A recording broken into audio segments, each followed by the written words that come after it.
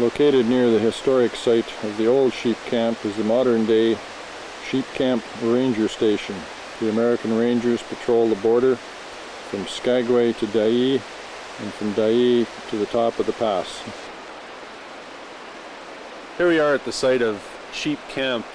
Looking ahead, you can see through the clouds there the Chilkoot trail, and as we pan around you'll notice a few things. One, it's pretty area. Secondly, there's not a lot of trees left over. The entire valley was denuded when the stampede happened in 1897, 1898. And sheep camp was actually a base camp for sheep hunters. Its population grew rapidly when winter storms halted or slowed stampeder traffic over the pass. At its peak, it boasted 16 hotels, 14 restaurants, 13 supply houses, 5 doctors or drug merchants, 3 saloons, 2 dance halls, 2 laundries, a hospital, bathhouse, lumberyard, and a post office. They served between 6,000 and 8,000 transient residents. But by May 1898, most stampeders had packed over the pass, and sheep camp dwindled. By 1899, there were only 18 people left living in sheep camp.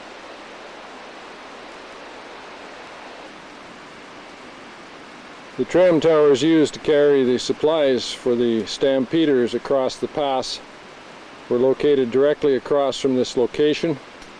The last tram tower left standing collapsed a few years ago, but as we pan up,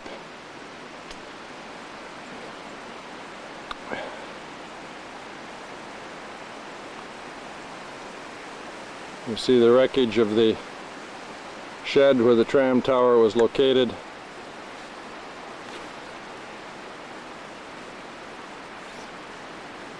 On up into the pass.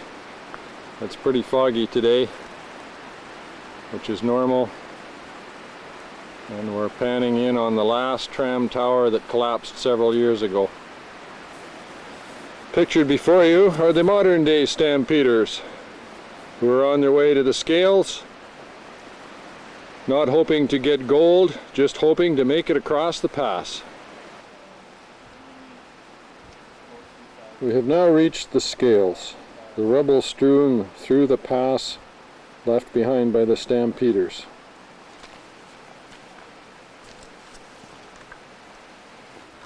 Here we are at the scales. We're about 3,200 feet above sea level. We've gained most of our elevation. The scales is where the Northwest Mounted Police required people to weigh in their goods to ensure that they had their ton of supplies. And here's a list of the sort of things that they would have had to have. 2 suits heavy knit underwear, 6 pair wool socks, 1 pair heavy moccasins, 2 pairs German stockings, 2 heavy flannel overshirts, 1 heavy woolen sweater, 1 pair overalls, 2 pair 12-pound blankets, 1 waterproof blanket, 1 dozen bandana handkerchiefs, 1 stiff brim cowboy hat, 1 pair hip rubber boots, 1 pair prospector's Highland boots, 1 Mackinaw coat, pants and shirt, 1 pair heavy buck mitts lined, 1 pair unlined leather gloves, 1 duck coat, pants and vest, 6 towels, 1 pocket matchbox, buttons, needles, thread, etc., etc., 1 sleeping bag and medicine chest, pack saddles, complete horses, flat sleighs, 100 pounds navy beans, 150 pounds bacon, 400 pounds of flour, 40 pounds of rolled oats, 20 pounds cornmeal, 10 pounds rice, 25 pounds sugar, 10 pounds tea, 20 pounds coffee, 10 pounds baking powder, 20 pounds salt, 1 pound pepper, 2 pounds baking soda, ½ pound mustard, ½ pound vinegar, 2 dozen condensed milk, 20 pounds evaporated potatoes, 5 pounds evaporated onions, 6 tins of 4-ounce extract beef, 75 pounds of evaporated fruits, 4 packages of yeast cakes, 20 pounds of candles, 1 package tin matches, 6 cakes borax, 6 pounds laundry soap, ½ pound ground ginger, 25 pounds hardtack, 1 pound citric acid, 2 bottles of Jamaica ginger. On the other hand, we have everything sitting there in our backpacks, each weighing between 60 and 75 pounds apiece. And we've just had a power gel, and I think we'll make it to the top no problem.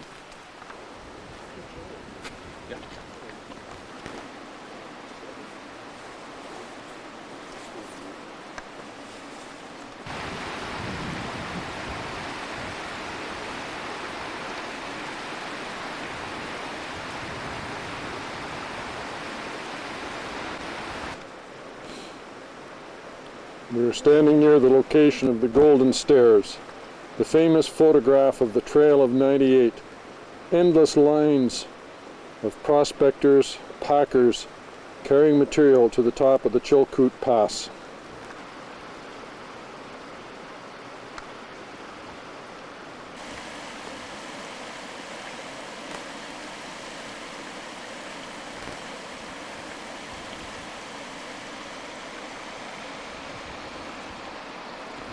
As it was for many of the stampeders, the pass was often shrouded in fog, as it is for us today. There are a few cairns to mark the way, and we just pick our way through the rocks till we find the... We've now reached Happy Camp. You can tell by the grin on Jeremy's face. Is there a different flavor? You want chocolate? No, I don't want chocolate. Hey, See, everyone's happy. The short valley in which Happy Camp was located was the first stop after the pass for the stampeders. Many stopped and rest. Several attempted to build businesses here. However, after the rush in 1898, Happy Camp, like so many of the other stampede cities, disappeared. This is the present day Happy Camp warm-up shelter.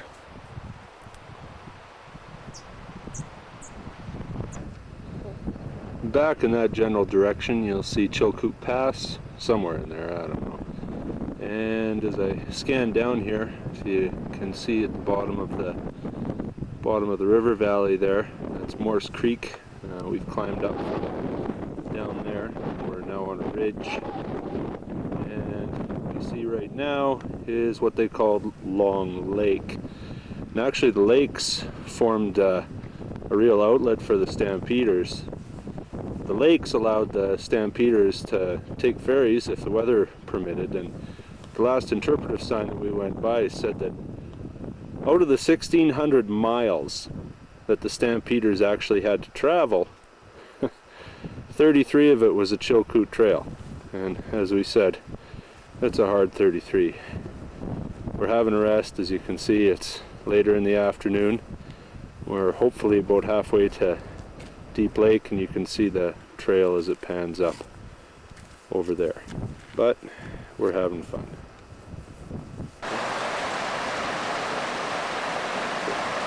Ward Hall, a teenager from San Francisco, worked for Orrin Tukey, a transportation company stationed at Deep Lake in the spring of 1899.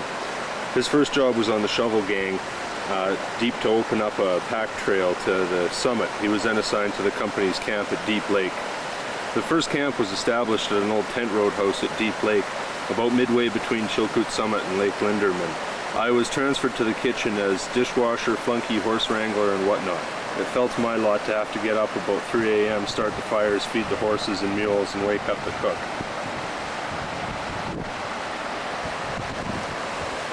We're looking at the present day Deep Camp, bridge across to the campground. Very few artifacts left on the trail.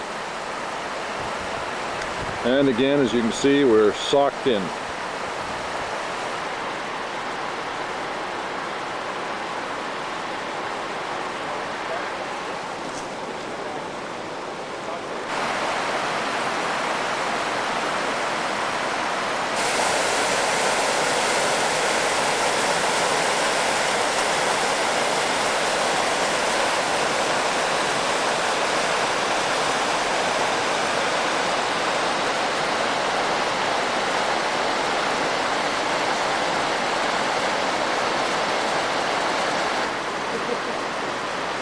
Located here are the remnants of the sleighs that the stampeders used to drag their equipment over the pass.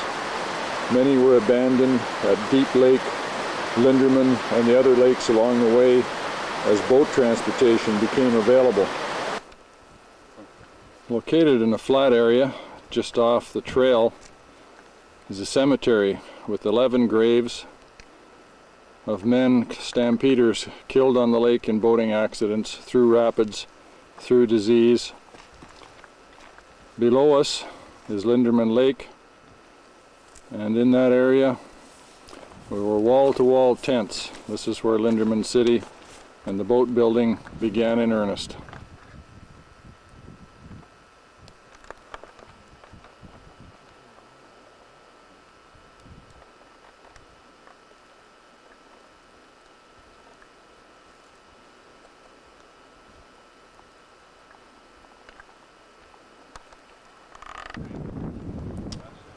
Below us, throughout the trees, are the scattered remains of Linderman City. Disregarded items, stoves, tents,